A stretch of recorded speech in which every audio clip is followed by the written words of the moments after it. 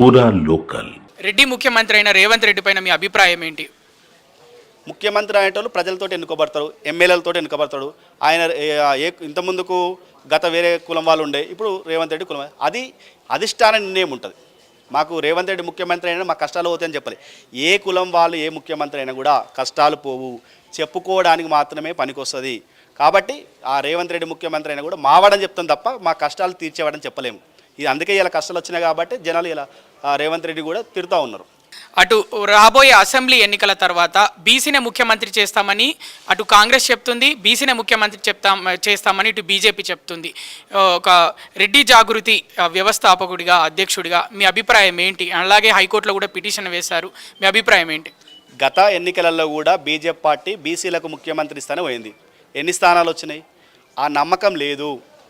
ఎవరైనా కూడా ప్రజలకు సేవ చేసే వాళ్ళను ఆదరిస్తేనే ఖచ్చితంగా గెలిపించుకుంటారు. కేవలం కులం పేరు చెప్పి నాకు ముఖ్యమంత్రి ఇస్తారంటే ఆ కులం పోలరైజేషన్ ఓట్లు పడవు.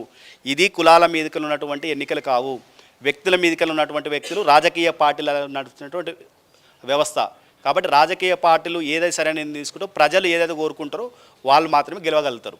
ఎవరు ముఖ్యమంత్రి కావాలని ప్రజలు డిసైడ్ చేస్తారు, రాజకీయ పార్టీలు డిసైడ్ చేస్తే గెలవరు.